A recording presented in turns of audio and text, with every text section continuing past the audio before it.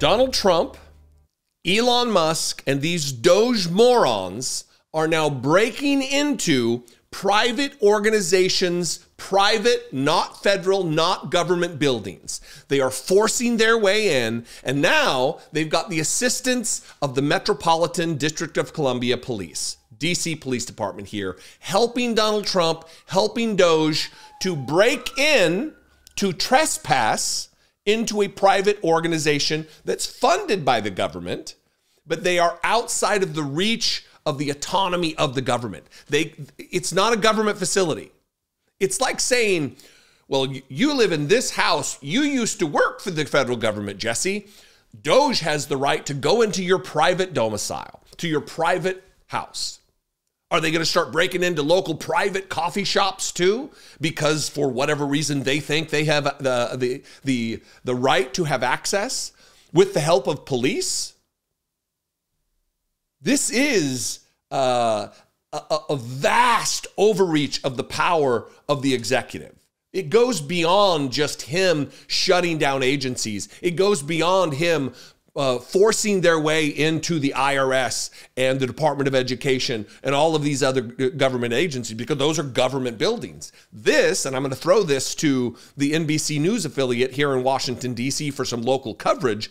This is something entirely different. This is the United States Institute for Peace that they are apparently planning to shut down. And there's a lot more details that come into this. But let me tell you, we are in scary territory with Elon Musk, this unelected rube, forcing his way in to private institutions that just happen to get some funding from the federal government.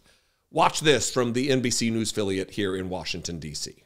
The U.S. Institute of Peace says their building was broken into this afternoon. Now, the Institute is a government-funded nonprofit training institute for international peace and conflict resolution. It was signed into law by President Ronald Reagan as an independent entity, not subject to the federal government's Office of Management and Budget. The Institute says its headquarters here in Foggy Bottom near the State Department is privately owned. This afternoon, staff there called DC Police after employees of Elon Musk's DOGE showed up. Those DOGE employees entered the building and then refused to leave. News 4's Jackie Benson was there and takes us through what happened next. DC Police showed up at my office and said, "It's time for you to go." He said USIP had been in contact with DC Police to make them aware the Institute's Foggy Bottom headquarters, home base to the activities of some 300 staff in hotspots around the world, is privately owned by the nonprofit. It is not a government building. Its staff are not federal workers.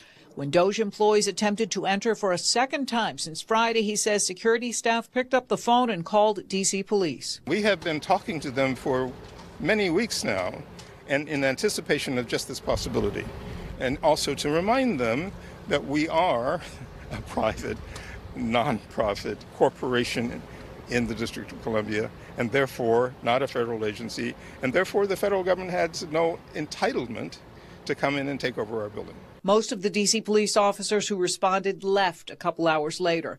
The DOGE employees, says Ambassador Moose, remained in the building. Nobody threatened us. Nobody threatened us with arrest or sought to rough us. We were treated with respect. I talked to our friends from the DC Municipal Police Department, with whom we have a long relationship. At this time, the future operations of the Institute, if any, are unclear. In Northwest, Jackie Benson, News 4. Private organization, private nonprofit. Just because you're funded by the United States government in some portion does not give the federal government the permission, the access, the authority to trespass, to enter when you're not invited. And that was Ambassador George Moose, who leads it, speaking very diplomatically about the efforts of the DC Police Department to back the play of Donald Trump and Elon Musk. This is fascists aiding fascists. He didn't want to say it because he's a diplomat. Professionally, that's what he does. But this is a problem. The Office of Personnel Management, led by the other fascist, the vote douche, they have no authority over here's what I think's happening. They see the font of the engraving on the side of the building. Well, that looks official. That looks like the government. This must be the government. And then they go in. Where does this stop? What other private entities, private businesses, private organizations, private nonprofits are they going to break into? Are they going to force their way into with the assistance of the government through the police department? It's a problem. Here's what I think should be done. I think that there should be an uprising of Americans who are absolutely fed up. There needs to be a mass march on Washington, D.C., in the disparate state capitals and in your cities where there are government institutions. We need to let this be known that we will not put up with this bullshit, that this will not be tolerated by individuals who want a properly functioning government that we pay for.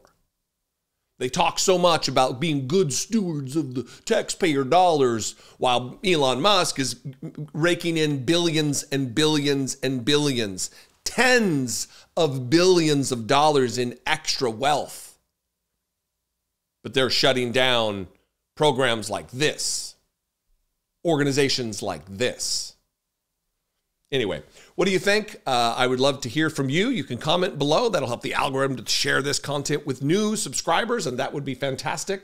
Growing this operation, hopefully large enough that we will also be out of the reach of harassment from Donald Trump and these fascist jackbooted thugs. But, you know, you never know. You can also call the voicemail line, 714-576-4054. And, of course, you can email me, as always, daily@dollemore.com. Please consider, on that note of supporting independent media, to support and help me produce these videos. You can click the join button below, wherever it is. I never know. I need to have like I'll paint a little spot on my desk when that's coordinating with the location.